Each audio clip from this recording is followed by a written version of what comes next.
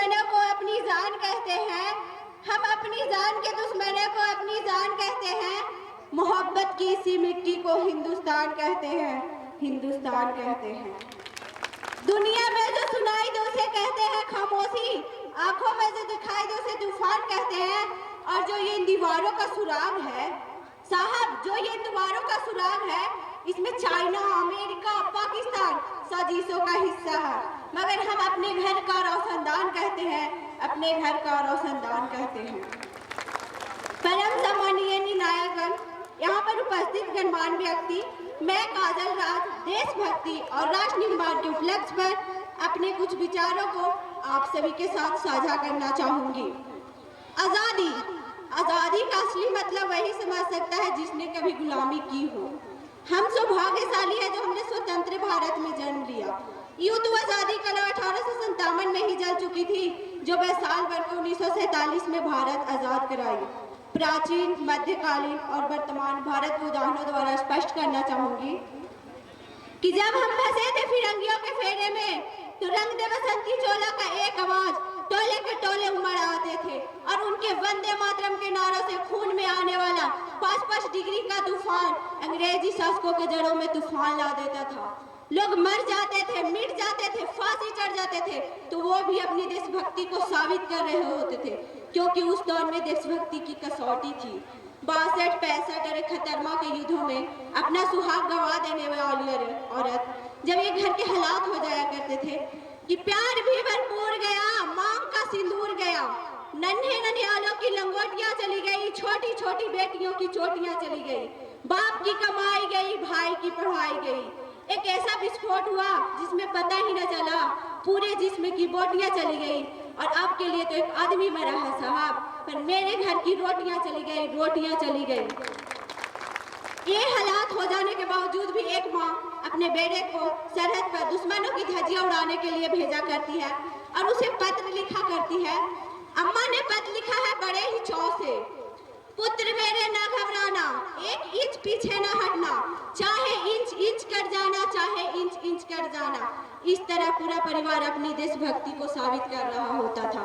तब देश बलिदान मांगता था, तब देश लड़ जाने को, मर जाने को, मिट जाने को, फांसी चढ़ जाने को कहता था। किंतु आज देश लड़ जाने को नहीं कहता, मर जाने को, मिट जाने को, फांसी चढ़ जाने को नहीं कहता।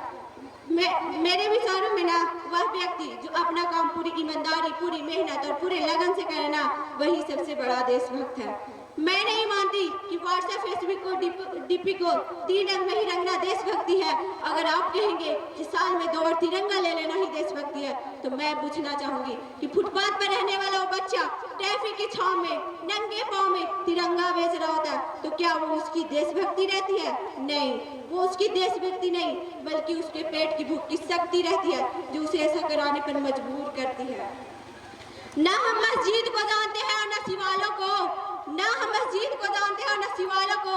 जो पेट के भूखे होते हैं ना, वो सिर्फ भोजन के निवालों को जानते हैं, भोजन के निवालों को।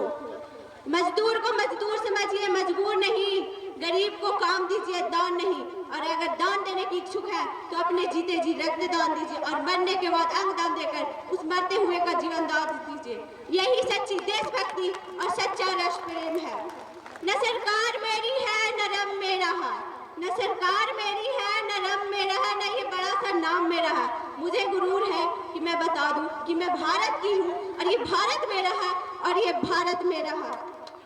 हमारे समाज में ना एक वैचारिक बीमारी आज भी है जो मुझे समझ में नहीं आता। कहा जाता है कि दुनिया का सबसे बड़ा लोकतंत्र है, जहाँ हिंदू पैदा होते हैं, मुस्लिम पैदा होते हैं, सिख ईसाई पैदा होते हैं, लेकिन बदकिस्मती है जो एक इंसान पैदा नहीं होते। मेरे विचारों में ना हिंदू की जरूरत है न मुसलमान की जरूरत है। राष्ट्र निर्माण के लिए केवल एक अच्छे इंसान की जरूरत है, केवल एक अच्छे इंसान की जरूरत है। जरा आप सोच कर देखें, पेड़ पौधे और शाखाएं भी परेशान हो जाए जब परिंदे भी हिंदू और मुसलमान हो जाए। मेरे विचारों में ना राष्ट्र निर्माण तब संभव है जब इस देश में महिलाओं की पूजा नहीं बल्कि इज्जत दी जाएगी। राष्ट्र निर्माण तब संभव है जब स्वच्छ भारत अभियान केवल सरकार नहीं बल्कि सड़क पर चलने वाला हर एक नागरिक हाथ बटाएगा और स्वच्छ भारत और स्वस्थ भारत को दिल से अपनाएगा। और असल में तो राष्ट्र निर्माण तब संभव है जब एक गरीब बच्चा मध्याह्न भोजन के लिए नहीं बल्कि सरकारी स्कूलों के चौखट पे कदम रखेगा। और मैं इस मंच पे पूरी जिम्मेदारी के साथ आज मैं भारत की बेटी बस इतना कहना चाहूंगी कि हम आप मिलकर प्रयास करेंगे। हमें है देश को आगे ले जाने की, हमारे वतन को आगे ले जाने की, राष्ट्र को आगे ले जाने की। तो मैं इतना कहना चाहूंगी, मेरा हिंदुस्तान महान था, महान है, महान रहेगा। मेरा हिंदुस्तान महान था, महान है, महान रहेगा। भूखे हौसले सबके दिलों में एक दिन पाकिस्तान भी जय हिंद कहेगा। पाकिस्तान ही क्यों, सारा जहान जय हिंद कहेगा, सारा जहान जय हिंद कहेगा। क्योंकि सारे जहां से अच्छा हिंदुस्तान हमारा, सारे जहां से अच्छा हिंदुस्तान हमारा। हम बुलबुल इसकी गुलदस्तान हमारा, ये गुलदस्तान है हमारा। इसी तरह मैं अपनी वाणी को विराम देते हुए बस अंत में इतना कहना चाहूंगी, आजादी को कभी साम नहीं होने देंगे, आजादी को कभी साम नहीं होने देंगे। शहीदों की कुर्बानी को बदनाम नहीं हो देंगे। जो बची है, जो एक बूंद भी गर्म लहू की, भारत माता की आंचल को नीलाम नहीं होने देंगे। भारत माता की आंचल को नीलाम नहीं होने देंगे। जय हिंद, जय Bharat. Thank you Kajal. Next I want to call junior class, class nursery